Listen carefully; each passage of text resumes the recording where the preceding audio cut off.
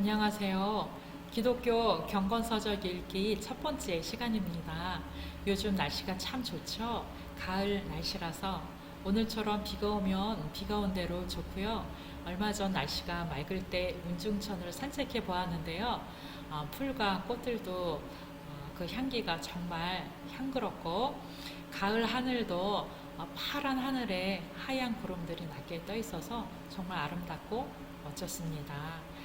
여러 가지로 힘든 상황을 겪고 있지만 하나님의 말씀이 가득 담긴 경건서적을 읽으며 하나님께서 주신 이 아름다운 계절에 마음속에 큰 기쁨과 은혜가 넘쳤으면 좋겠습니다. 이번 강좌에는 지난 학기 강좌에 이어서 들으시는 성도님들도 있으셔서요. 지난 학기에 은혜 받았던 내용도 잠깐 나눠보도록 하겠습니다. 지난 학기에는 존 버년 목사님의 철로의 역정을 읽었고요. 조나단 에드워즈 목사님의 책과 토마스 왓슨 목사님의 책도 읽었죠. 조나단 에드워즈 목사님의 책은 지금도 제가 조금씩 읽고 있고요. 또 토마스 왓슨 목사님의 책 묵상의 산의 오르라를 후반기에 같이 살펴보았었는데요. 이 책을 읽다가 저도 마음에 은혜로 와닿는 부분이 있어서 실천하고자 노력하고 있습니다. 그 내용 중에 한 부분 다시 한번 살펴보도록 하겠습니다. 묵상의 유익에 관해서 묵상의 유익은 묵상은 말씀을 통해 유익을 얻게 하는 뛰어난 수단이다. 말씀을 읽는 것은 진리를 머리에 전달하지만 묵상은 진리를 마음속에 전달한다. 묵상은 마음을 진지하게 만들어 항상 최상의 상태로 유지해주며 마음을 차분하게 안정시킨다. 묵상은 우리의 마음을 균형 있게 유지해주어 허영심이나 자만심에 치우치지 않게 해준다. 묵상은 신자를 굳세게 한다. 묵상은 거룩한 감정을 불러일으키고 그런 심령에서는 하나님의 사랑의 불꽃이 거세게 일어난다. 묵상은 기도를 잘 할 수 있게 도와준다. 기도는 하나님을 갈망하며 힘차게 약동하는 영혼의 맥박으로 기도가 없으면 생명도 없다. 인간이 숨을 쉬지 않으면 살 수 없듯이 영혼은 하나님께 마음의 소원을 토하지 않으면 살아갈 수 없다. 묵상은 안으로 부어놓고 밖으로 쏟아내는 역할을 통해 이중적인 유익을 끼친다. 다시 말해 묵상은 선한 생각을 마음속에 부어놓고 그런 생각을 다시 기도로 쏟아내게 한다. 특별히 묵상과 기도에 관한 부분에 제 마음에 와닿는 부분이 있어서 묵상의 시간을 좀 더 가지고 하나님 앞에 묵상하는 시간을 가져야겠다는 생각이 들어서 실천하려고 노력하고 있고요. 또 하나님의 말씀을 묵상하는 것을 통해서 하나님께서 주시는 유익과 큰 기쁨이 있다는 것을 깨달아가고 있습니다. 우리 성도님들께서도 경건서적을 읽는 것을 통해서 이런 깨달음이 있고 마음속에 유익과 큰 기쁨이 있으셨으면 좋겠습니다. 책을 읽을 때는요, 한 주제로 여러 번을 읽을 수도 있겠죠. 어떤 특별한 주제에 대해서 알아보고 싶다든가 논문을 쓴다든가 할 때 이런 방식으로 책을 읽는 것이 도움이 되겠고요. 또 한 저자의 책을 다양하게 여러 번 읽어볼 수 있겠습니다. 이런 경우에는 그 저자, 그 작가의 세계를 한번 탐구해 볼 수 있겠죠. 저 같은 경우는 이도 저도 아니고 그냥 손이 가는 대로 여러 주제에 관해서 여러 저자의 책들을 읽는 편이었는데요. 요즘에는 한 저자의 책을 여러 번 읽어보는 것이 참 도움이 되겠다 하는 생각이 들어서 그런 방식으로 책을 읽어보려고 생각하고 있습니다. 그래서 이번 학기에는요, 주 교재로 선정한 것이 제임스 패커 목사님의 하나님을 아는 지식이라는 책입니다. 제임스 패커 목사님은 우리나라 교회에도 많이 알려주신 분이시고요. 제임스 패커 목사님의 대표 저서가 바로 이 하나님을 아는 지식입니다. 제가 책을 선정하고자 할 때에 마지막까지 갈등했던 책이 있었는데요. 우리 성도님들도 맛있는 거 있으면 아껴 먹어 보신 적이 있으시죠? 제가 그렇게 읽고 있는 책이 있는데요. 바로 역시 제임스 패커 목사님의 거룩의 재발견이라는 책입니다. 그래서 하나님을 아는 지식은 많이 알려졌기 때문에 혹시 접해보신 분이 많지 않을까 하는 생각도 들고, 그래서 어떻게 할까 생각을 하다가 우리 성도님들 중에 그래도 처음 경건서적을 접하시거나 제임스 패커 목사님의 책을 접하시는 분들도 있으실 것 같아서 또 책을 조금 다시 살펴보다 보니까는 하나님을 아는 지식의 이 책이 단락단락으로 구성이 되어 있어서 또 온라인으로 지금 전달을 하고 있는데요. 좀 더 잘 전달이 되겠다는 생각이 들어서 이 책으로 선정을 하게 되었습니다. 제임스 패커 목사님의 책은 여러 저작들이 있는데요. 하나님을 아는 지식, 좀 전에 보여드린 거룩의 재발견도 있고, 또 성령을 아는 지식이란 책도 있고요. 또 인간을 아는 지식이란 책도 있고요. 또 하나님을 아는 지식과 짝을 이루어서 기독교의 기본 진리라는 이러한 책도 있습니다. 이 책은 주기도문, 십계명, 사도신경, 세례와 회심 이런 내용들로 기본적인 교리에 관해서 잘 이렇게 요약이 된 책으로요. 한번 읽어보셔도 좋겠습니다. 그리고 이번 학기 강의는 4주이기 때문에 시간이 굉장히 짧습니다. 그래서 여러 책을 읽지 못하지만 주 교재 한 권을 읽으면서 독서법에 관한 책도 한번 소개해드리면 좋을 것 같아서 준비를 해보려고 합니다. 제가 이미지를 잠깐 찾아보도록 하겠습니다.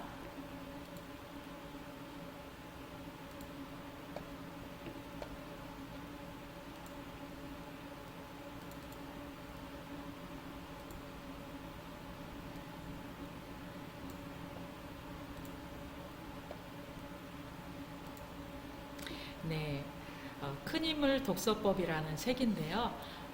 이 책을 다 함께 읽어보는 시간은 많이 가지지 못하겠지만 독서법에 관해서 조금씩 나눠드리는 시간을 가지려고 하고요. 또 그 외에도 책 읽는 방법을 바꾸면 세상이 바뀐다, 책 바보, 딸 바보 이러한 책들도 있는데요. 같은 저자의 책들입니다. 한번 조금씩 소개를 해드려 보도록 하겠습니다.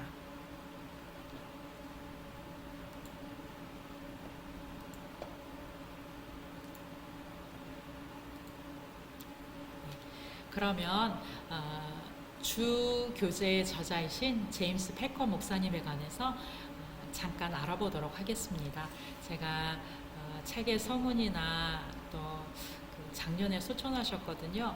그때 기사가 참 많이 나왔었는데 그 기사 내용 중 몇 가지를 간추려서 한번 소개해 드려 보도록 하겠습니다.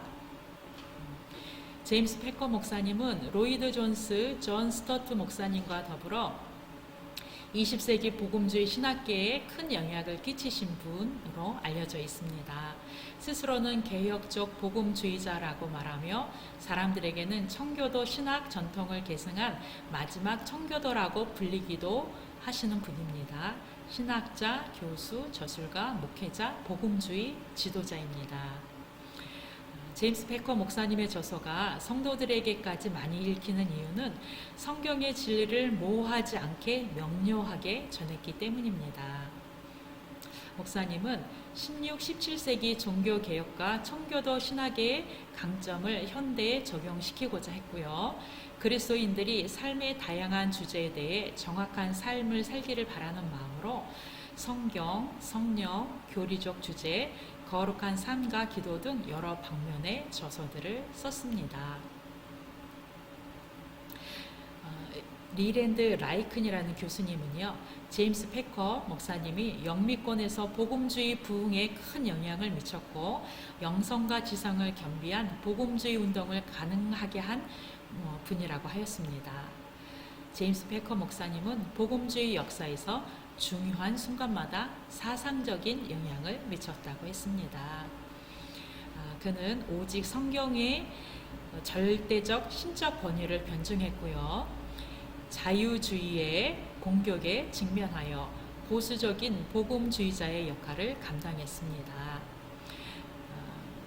우리가 성경에 오류가 있다고 인정한다면 여러 가치와 진리가 흔들리게 될 수밖에 없죠.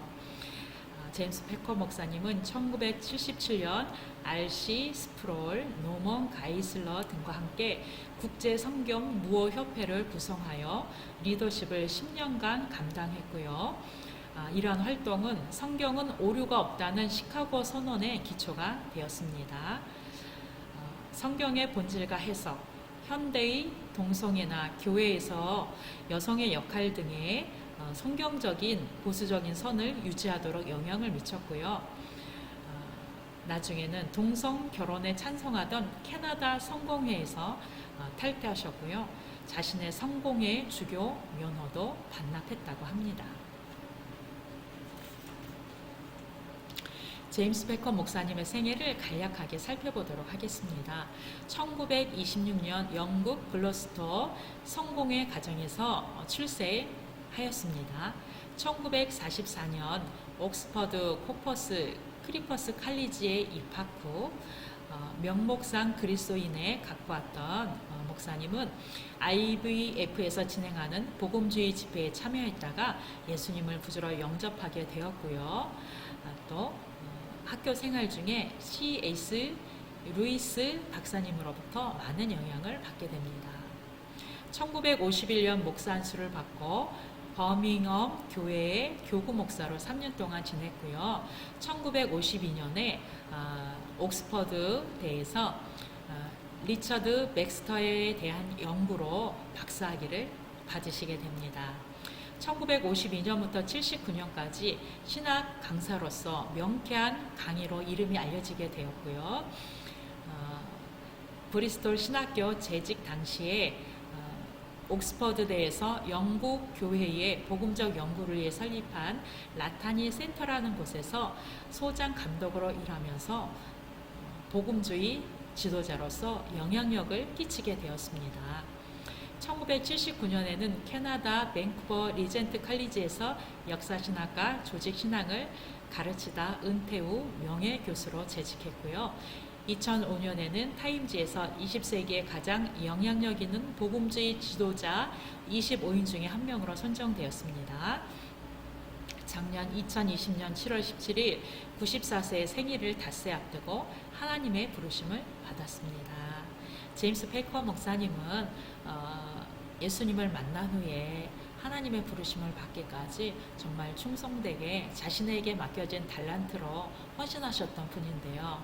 이렇게 일생을 마치기까지 충성된 사람으로 남는 것은 정말 하나님 나라의 빛난 영광이 되지 않을 수 없고요. 저도 이와 같이 노년에 이르기까지 자신에게 주어진 일을, 사명을 감당하는 사람이 되고 싶다는 생각을 우리 목사님의 생애를 살펴보면서 하게 되었습니다.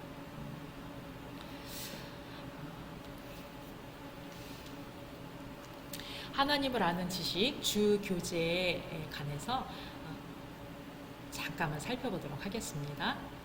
하나님을 아는 지식은 한 작은 복음 잡지의 격월 기사로 시작해서 책으로 만들어지게 되었습니다. 책 내용을 한번 살펴보도록 할게요.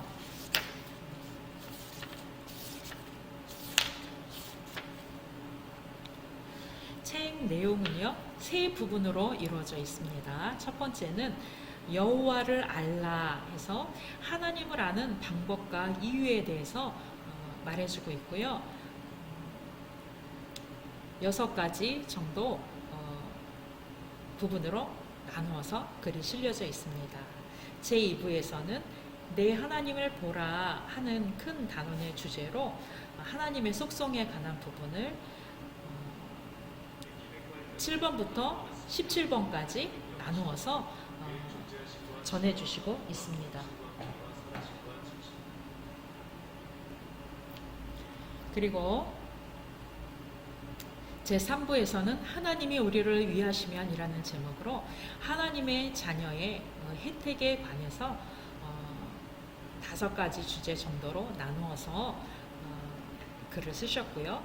그리고 이것은 이제 뒷부분에는 연구 및 토론 문제로 이 책을 읽고서 한번 생각해 보고 싶은 문제들을 이렇게 쭉 뒤에 정리해 놓았습니다. 그래서 책을 읽으신 다음에 뒤에 있는 질문들에 관해서 한번 생각해 보시는 것도 좋은 독서법이 될 것 같습니다. 이번 시간에는요, 책 조금 앞부분의 부분만 조금 살펴보도록 하겠습니다. 서문에 나오는 내용인데요.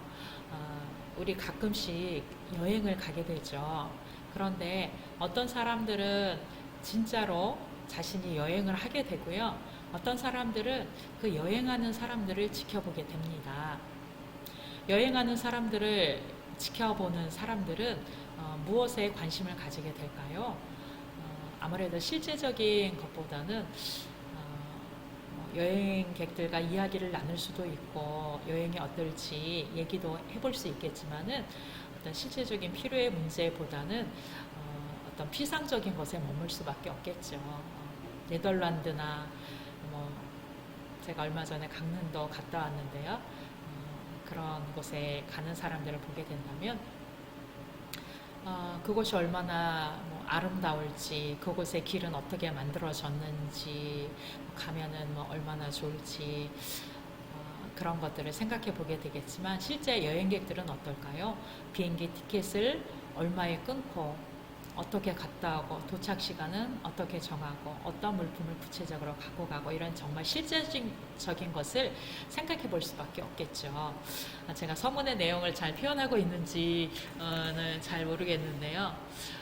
제임스 패커 목사님은 이렇게 하나님을 아는 지식, 신학적인 지식을 대할 때도 2가지 태도가 있다고 말하고 있습니다. 바로 어떤 실제적인 지식보다는 이론적인 문제에만 관심을 가지는 태도를 가질 수도 있다고 말을 하고 있는데요. 예를 들면은 어떻게 하나님의 주권과 하나님의 신학이 양립할 수 있지? 인간이 모두 정말 그렇게 악하단 말인가? 하는 문제에 관심을 가질 수 있다는 것이죠. 그러나 실제 성도, 실제 여행자는 성도로서의 삶을 살면서 내가 어떻게 악을 정복할까? 내 안에 죄성의 극심한 싸움이 있는데 어떻게 해방할 수 있는가 하는 것에 대한 관심을 가진다는 것이죠. 그래서 이론적인 관심을 가지는 것이 나쁘다는 것이 아니라 좀 더 실제적인 것에 대해서 관심을 가지게 된다는 것입니다. 그래서 제임스 패커 목사님은 이론적인 관심만을 가진 사람이 아니라 실제적인 여행자들, 실제적인 성도들을 위해서 이 책을 쓴다고 말씀하고 있습니다. 그리고 오늘날 교회가 약해진 근거에 대해서도 말씀하고 있는데요. 마치 이러한 지식들이 인간을 의지한 지식들이 굉장히 뛰어난 지식인 것처럼 생각하는 사람들이 있었습니다. 그래서 어떤 사람들이 있었냐면요. 하나님이 안 계시지는 않지만 나와 상관없이 멀리 계시는 분이시지 하고 생각하는 그런 흐름이 있었다는 것입니다. 하나님은 안 계시진 않지만 나의 모든 삶에 간섭하시는 것이 아니라 나와 상관없이 멀리 계시는 분이야 이렇게 생각하는 그런 그 신학 사조나 조류가 있었다는 것인데 이런 흐름을 접하게 된 어떤 사람들은 자신의 영적인 갈급함을 채울 수 없었고 그것을 채울 수 있는 사람, 채울 수 있는 신 이런 것들을 찾아서 다른 곳으로 떠날 수밖에 없었다는 것이죠. 그리고 신학과 과학과 철학을 인간의 지혜로 결합하여 하나님이 주권적으로 이 세상을 완전하게 다스린다는 것은 아니다 하고 이렇게 주장하는 부류들도 있었습니다. 그러다 보니까는 예수님의 기적이라든가 이런 성경에 나타난 여러 가지 사건들을 부인할 수밖에 없게 되는 그런 현상도 나타나게 되었습니다. 제임스 베커 목사님은 이런 사조에 반하여서 성경에 나온 것을 그대로 추구하는 옛적 그 선한 길이라고 예레미야 6장 16절의 말씀을 인용하여 말씀하셨는데요. 믿음의 성도들이 추구했던 바를 다시 추구하며 그 길로 돌아가야 된다 하고 말씀하였습니다. 첫 번째 주제는 그 하나님에 대한 그 연구에 관한 부분입니다. 우리가 만약 그곳이 어디인지도 모른 채 아주 외국의 그 낯선 땅에 떨어진다면 어떻게 될까요? 저도 외국에 많이는 아니지만은 가본 적이 있어요. 근데 나름 생활 영어는 아주 조금 할 수 있다고 생각했는데 말이 잘 통하지 않으니까 굉장히 당황되더라고요. 이렇게 공항에서 여러 가지 의사소통을 해야 되는데, 그런데 만약 우리가 그 아주 낯선 곳에 떨어지게 된다면 굉장히 당황할 수밖에 없겠죠. 이것처럼 만약에 우리가 그 하나님에 대해서 모른다면, 하나님에 관한 지식에 대해서 모른다면은 사람들에게 이 세상은 이상하고 미친 듯하고 고통스러운 장소처럼 여겨질 수밖에 없고요. 삶은 실망스럽고 불쾌한 장소이고 어디로 가야 할지 방향을 잃고 비틀거릴 수밖에 없다고 말씀하고 있습니다.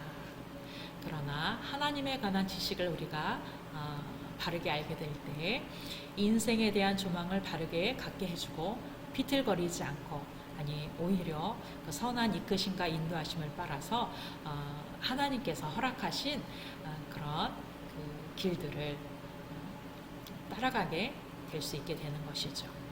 그래서 이 하나님에 대한 연구에 대한 그 관점에 관해서 알려주신 부분이 있는데요. 제가 몇 가지만 읽어보도록 하겠습니다.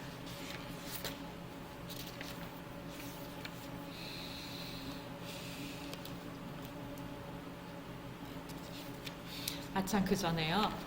그 하나님에 관한 지식에 관해 우리가 관심을 갖게 될 때에 우리는 폭풍 속에서 출발하는 것처럼 그렇게 좋은 여건은 아니라고 말씀하고 있습니다. 어떤 사람들은 하나님은 죽었다고 생각하고, 어떤 사람들은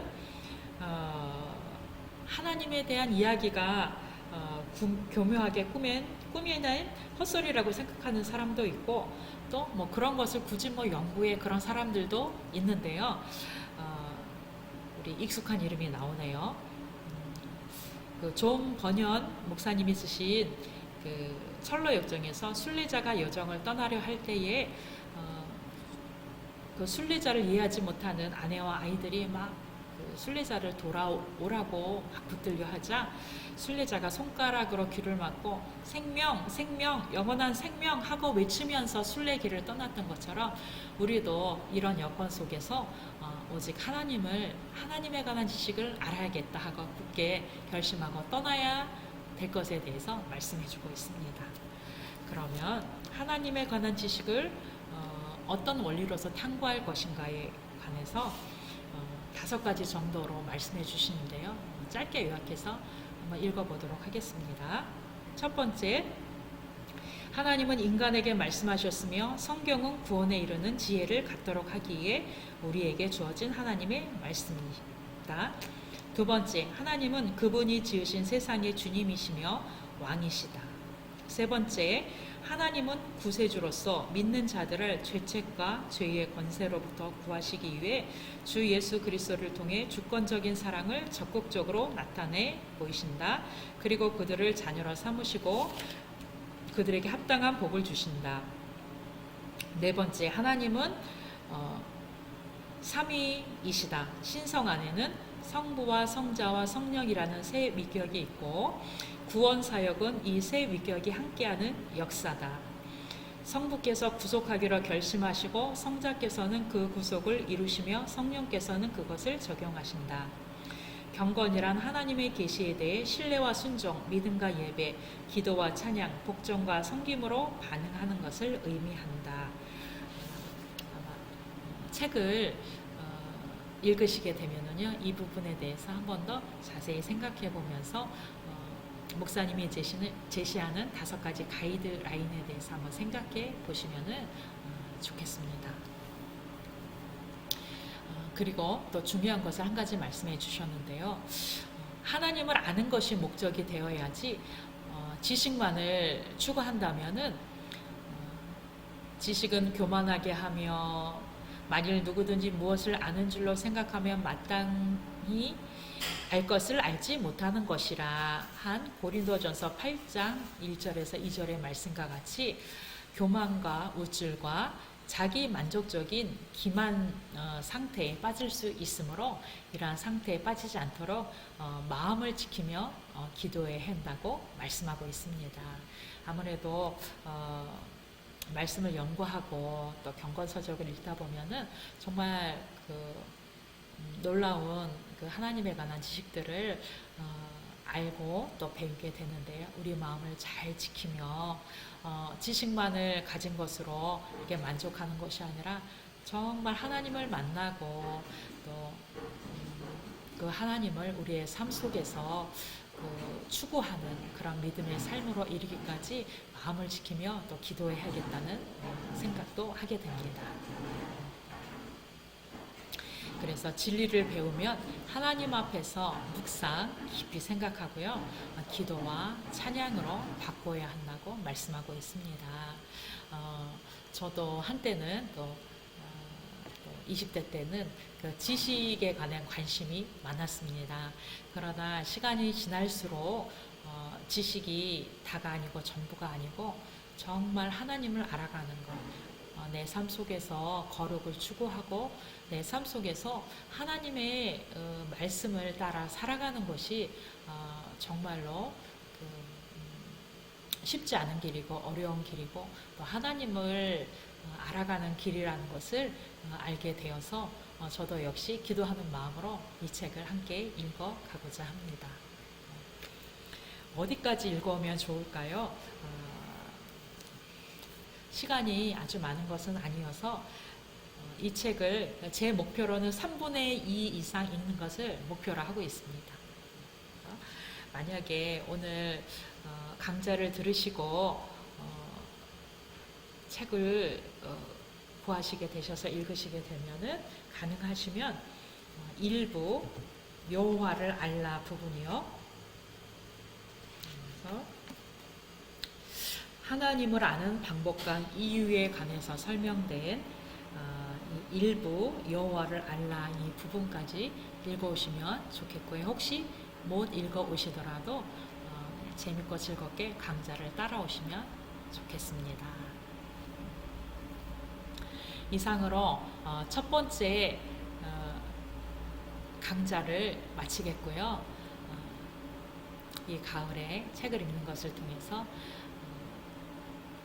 우리 성도님들에게 큰 유익이 있기를 다시 한번 마음으로 함께 축복하며 또 기도합니다. 마치겠습니다.